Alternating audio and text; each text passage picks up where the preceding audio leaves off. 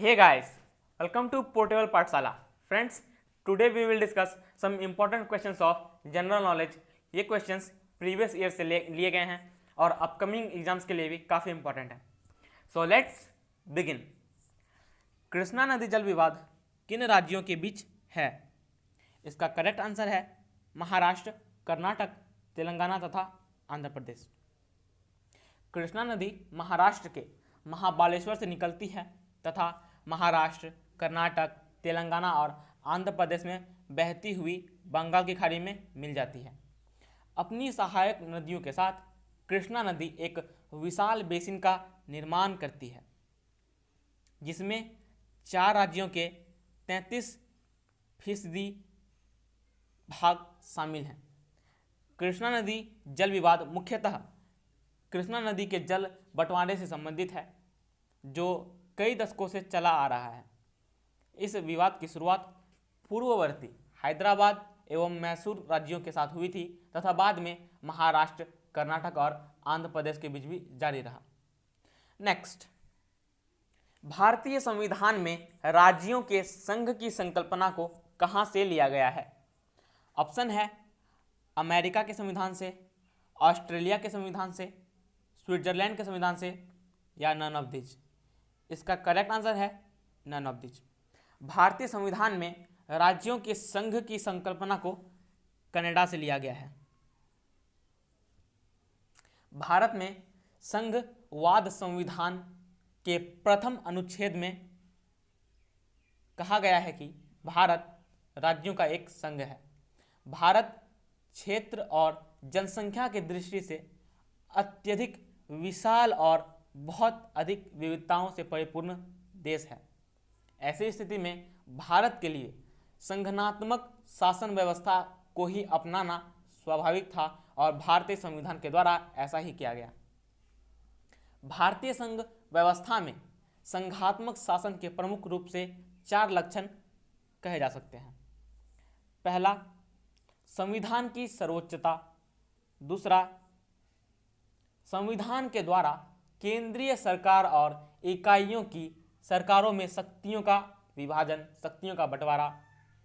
तीसरा, लिखित और कठोर संविधान. और चौथा, स्वतंत्र उच्चतम न्यायालय. भारतीय संविधान में संघात्मक शासन के ये सभी प्रमुख लक्षण विद्यमान हैं. नेक्स्ट, प्रोटेम स्पीकर सामान्यतः किसे नियुक्त किया जाता है? इसका राइट आंसर है नवनिर्वाचित लोकसभा के वरिष्ठतम सदस्य को. प्रोटेम स्पीकर उन्हें कहा जाता है जो चुनाव के पहले सत्र में अस्थायी अध्यक्ष अथवा उपाध्यक्ष का चुनाव होने तक संसद या विधानसभा का संचालन करते हैं. अगर मैं आसान शब्दों में बताऊं तो काम चलाऊ और अस्थायी अध्यक्ष ही प्रोटेम स्पीकर होता है. लोकसभा अथवा विधानसभाओं में इनका चुनाव बेहद कम वक्त के लिए होता है. सामान्यतः सदन के वरिष्ठतम सदस्य को यह जिम्मेदारी सौंपी जाती है.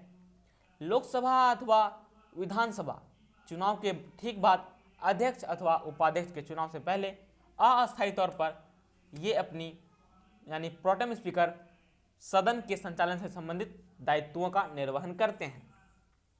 प्रोटेम स्पीकर तब तक अपने पद पर बने रह सकते हैं जब तक सदन अस्थायी अध्यक्ष का चुनाव ना कर ले. हालांकि लोकसभा अथवा विधानसभाओं में प्रोटेम स्पीकर की जरूरत तब भी पड़ती है जब सदन में अध्यक्ष और उपाध्यक्ष दोनों का पद खाली हो. यह सिचुएशन तब भी पैदा हो सकती है जब अध्यक्ष या उपाध्यक्ष दोनों की मृत्यु हो जाए या अपने अपने पदों से रिजाइन कर दे, त्यागपत्र दे दे. संविधान में हालांकि प्रोटेम स्पीकर की पावर्स स्पष्ट तौर पर नहीं बताई गई है, लेकिन यह तय है कि उनके पास अस्थायी अध्यक्ष की तरह शक्तियां नहीं होती है. अस्थायी अध्यक्षों की तुलना में कम पावर्स होते हैं. नेक्स्ट, निम्नलिखित में से कौन अंतरराज्यीय परिषद का गठन करने के लिए अधिकृत है? इसका करेक्ट आंसर है राष्ट्रपति. राष्ट्रपति अंतर्राज्यीय परिषद का गठन करने के लिए अधिकृत है। राष्ट्रपति के पास यह अधिकार है। संविधान के अनुच्छेद 263 के अंतर्गत केंद्र एवं राज्यों के बीच समन्वय स्थापित करने के लिए राष्ट्रपति एक अंतरराज्य परिषद की स्थापना करता है। प्रधानमंत्री की अध्यक्षता में भारत के राज्यों के चीफ मिनिस्टर्स के साथ महत्वपूर्ण विषयों पर विचार विमर्श करने हेतु अंतरराज्य परिषद सचिवालय द्वारा अंतरराज्य परिषद की बैठक आयोजित की जाती है।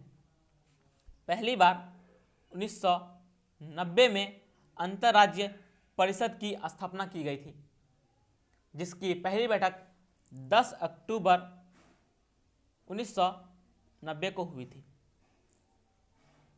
अंतरराज्य परिषद के सदस्यों में प्रधानमंत्री तथा उनके द्वारा मनोनीत 6 कैबिनेट स्तर के मंत्री होते हैं। उनके अलावा सभी राज्यों व संघ राज्य क्षेत्रों के मुख्यमंत्री एवं संघ राज्य क्षेत्रों के प्रशासक भी शामिल होते हैं। नेक्स्ट, भारतीय संविधान की तृतीय अनुसूची में निम्नलिखित में से क्या उपबंधित है? ऑप्शन है उच्चतम न्यायालय के मुख्य न्यायाधीश की शपथ का प्रारूप, भारत के राष्ट्रपति के लिए पद की शपथ का प्रारूप, भारत के उपराष्ट्रपति के लिए पद की शपथ का प्रारूप, या नन ऑफ द अबव या ऑल ऑफ द अबव।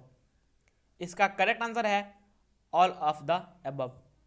भारतीय संविधान की तृतीय अनुसूची में विभिन्न पदाधिकारियों जैसे राष्ट्रपति, उपराष्ट्रपति, मंत्री, उच्चतम एवं उच्च न्यायालय के न्यायाधीशों द्वारा पद ग्रहण के समय ली जाने वाली शपथ का उल्लेख है। और प्रथम अनुसूची के बारे में जान लेते हैं। प्रथम अनुसूची में भारतीय संघ के 28 राज्यों व 9 संघ शासित क्षेत्रों का उल्लेख है। नेक्स्ट, निम्नलिखित में समाचार पत्रों में से किसका प्रकाशन बिहार में सबसे पहले शुरू हुआ? इसका करेक्ट आंसर है बिहार बंधु। बिहार बंधु के नाम से बिहार राज्य का पहला साप्ताहिक समाचार पत्र वर्ष 1872 में बिहार शरीफ से शुरू हुआ था। इस समाचार पत्र के संचालक मदन मोहन भट्ट थे तथा संपादक हसन अली थे। दोनों बिहार शरीफ से ही के निवासी थे, बिहार शरीफ के रहने वाले थे। नेक्स्ट, बिहार में शीतकालीन वर्षा किस कारण से होती है? बिहार में शीतकालीन वर्षा भूमध्य सागरों की ओर से आने वाली चक्रवातों से होती है। बिहार के बारे में जान लेते हैं। बिहार के CM chief minister Shri Nitish Kumar हैं और बिहार के गवर्नर फागू चौहान हैं और बिहार की कैपिटल पटना है। नेक्स्ट, भारत रत्न से सम्मानित उस्ताद बिस्मिल्लाह खां का संबंध किस राज्य से है? ऑप्शन है बिहार, बंगाल, महाराष्ट्र या उत्तर प्रदेश। इसका करेक्ट आंसर है बिहार। भारत रत्न से सम्मानित उस्ताद बिस्मिल्लाह खां का संबंध बिहार से है। उस्ताद बिस्मिल्लाह खां का जन्म 21 मार्च 1916 ईस्वी में हुआ था और उनकी मृत्यु 21 अगस्त 2006 ईस्वी में हुई थी। उस्ताद बिस्मिल्लाह खां हिंदुस्तान के प्रख्यात शहनाई वादक थे। उनका जन्म डुमरांव बिहार में हुआ था। उन्हें 2001 में भारत रत्न से सम्मानित किया गया था और भारत रत्न भारत का सर्वोच्च सम्मान पुरस्कार है। बिस्मिल्लाह खां को भारत रत्न के अलावा पद्मश्री, पद्म भूषण, पद्म विभूषण आदि पुरस्कार भी मिले थे। नेक्स्ट, बिहार के प्रथम राज्यपाल कौन थे? इसका करेक्ट आंसर है ऑप्शन डी जयराम दास दौलतराम। बिहार के प्रथम राज्यपाल जयराम दास दौलतराम थे। जयराम दास दौलतराम भारत के स्वतंत्रता सेनानी एवं राजनेता थे। भारत के स्वतंत्र होने पर वे बिहार एवं असम के भी प्रथम राज्यपाल बनाए गए थे। नेक्स्ट, बिहार में इंदिरा गांधी स्टेडियम कहाँ स्थित है? इसका करेक्ट आंसर है पूर्णिया में। बिहार में इंदिरा गांधी स्टेडियम पूर्णिया में स्थित है। तो फ्रेंड्स, वीडियो आप सभी को कैसा लगा हमें नीचे कमेंट बॉक्स में ज़रूर बताइएगा, और अगर पसंद आया हो तो लाइक करिए, शेयर करिए और चैनल को सब्सक्राइब जरूर कर लें और बेल आइकन को भी जरूर प्रेस कर लें ताकि हमारे आने वाले वीडियोस की नोटिफिकेशन आप तक पहुंच जाए। और फ्रेंड्स, आप हमारे टेलीग्राम चैनल पोर्टल पाठशाला को भी जरूर ज्वाइन कर लें। हम उसमें PDF डालते रहते हैं, आपके लिए ये लाभदायक होगा।